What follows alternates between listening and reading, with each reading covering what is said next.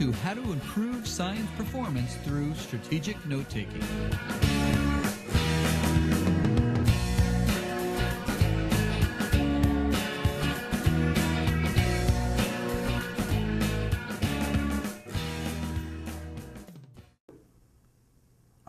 In December of 1831, a scientist by the name of Charles Darwin set sail from England on a 5-year trip around the world. During this voyage, Darwin observed many plants and animals he never saw before. Darwin could not understand why these organisms were so different from the ones that grew in England. Darwin's observations led him to develop one of the most important scientific theories of all time, the theory of evolution by natural selection. Darwin was amazed by the tremendous variety of living things he saw. Today, scientists know that living things are even more diverse than Darwin could have ever imagined. Scientists have identified more than 1.7 million species of organisms on Earth. A species is a group of similar organisms that can mate with each other and produce fertile offspring. Darwin also noticed the bones of animals that resemble present-day sloths were much larger than the sloths that lived when Darwin was traveling the world. This made Darwin wonder why only smaller sloths live today and what happened to all of the larger sloths. As Darwin traveled, he also noticed the same species would differ from one island to the next.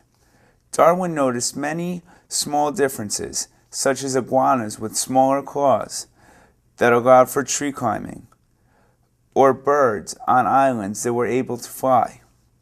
Depending on the differences among species, Darwin could determine what island the organism came from. As Darwin studied these species, he noticed that each species was well suited to the life it led. An example of this was finches that ate insects had sharp, needle-like beaks. On the other hand, finches that ate seeds had strong, wide beaks. Beak shape is an example of an adaptation. This will be on your test. An adaptation is a trait that helps an organism survive and reproduce. Darwin reasoned that plants or animals that arrived on one particular landmass faced conditions that were different from those on another landmass. Write in your notes. Darwin thought the species gradually changed over many generations and became better adapted to the new conditions. Remember, the gradual changes in a species over time are called evolution. Darwin's ideas are often referred to as the theory of evolution. A scientific theory is a well-tested concept that explains a wide range of observations. Darwin knew that evolution had occurred amongst these organisms. However, he could not understand why evolution occurred amongst specific organisms. Darwin knew that people used selective breeding to produce organisms with desired traits. For example, English farmers used selective breeding to produce sheep with fine wool. Darwin thought that a process similar to selective breeding must happen in nature. Darwin, however, still wondered why certain traits were selected, what for, and how. Almost 30 years after Darwin's original journey that led to his inquiry into the evolution of organisms, Darwin teamed with scientist Alfred Russel Wallace to create an explanation for how evolution occurred. The two scientists came up with the theory of natural selection to describe the evolutionary process. Please write in your notes, natural selection is the process by which individuals that are better adapted to their environment are most likely to survive and reproduce than other members of the same species. Darwin identified a number of factors that affect the process of natural selection, including overproduction, competition, and variations. Overproduction occurs because most offspring produce far more offspring than can possibly survive. In many species, so many offspring are produced that there are not enough resources, food, water, and living space for all of them. Therefore, only the fittest of offspring will survive. Since food and other resources are limited, the offspring must compete with each other to survive. Competition does not usually involve direct physical fights between members of a species. Instead, competition is usually indirect. For example, some turtles may fail to find enough to eat. Others may not be able to escape from predators. Only a few turtles will survive long enough to reproduce. Variations, members of a species different from one another in many of their traits. Any difference between individuals of the same species is called a variation. Selection. Some variations make certain individuals better adapted to their environment. These individuals are more likely to survive and reproduce. When these individuals reproduce, their offspring may inherit the allele for the helpful trait. The offspring then will be more likely to survive and reproduce, and thus pass on the beneficial trait to their offspring. After many generations, more members of the species will have the helpful trait. In effect, the environment has selected organisms with helpful traits to the parents of the next generation. Please note, over a long period of time, natural selection can lead to evolution. Helpful variations gradually accumulate in a species, while unfavorable ones disappear. Without variations, all the members of a species would have the same traits.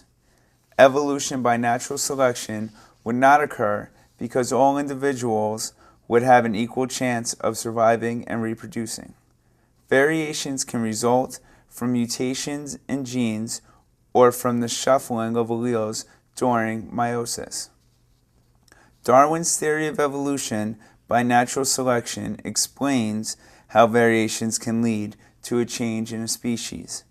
But how does an entirely new species evolve?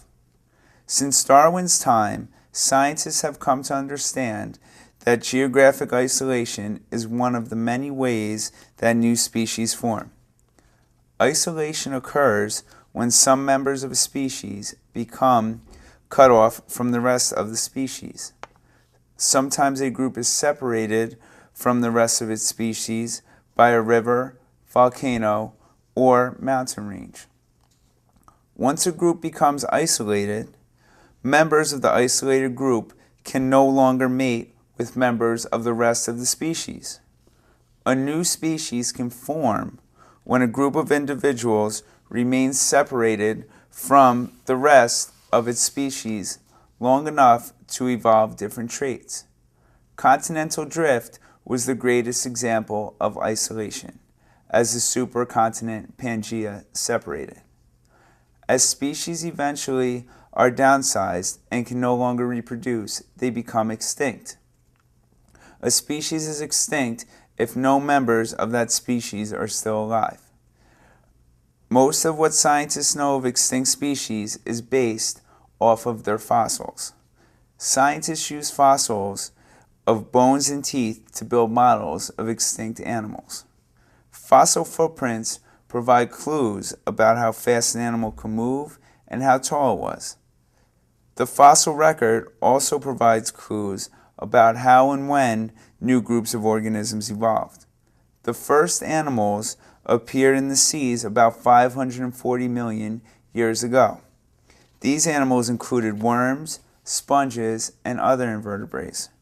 The first land plants, which were similar to mosses, evolved around 410 million years ago. Land plants gradually evolved strong stems that held them upright. Because fossil records are incomplete, many questions about evolution remain unanswered. For example, scientists cannot always tell from the fossil record how quickly a particular species evolved. One theory is called gradualism. This will be on your test. Gradualism proposed that evolution occurs slowly but steadily. According to this theory, tiny changes in a species gradually add up to major changes over very long periods of time. This is how Darwin thought evolution occurred. If the theory of gradualism is correct, intermediate forms of all species should have existed. However, the fossil record often shows no intermediate forms for long periods of time. Then, quite suddenly, fossils appear that are distinctly different. One possible explanation for the lack of intermediate forms of organisms is that the fossil record is incomplete. An opposing theory to gradualism is punctuated equilibria.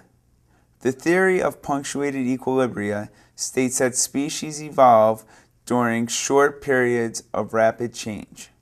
According to this theory, species evolve quickly when groups become isolated and adapt to new environments.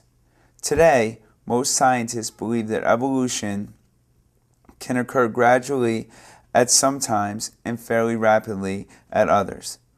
Both theories of evolution seem to have occurred during Earth's long history.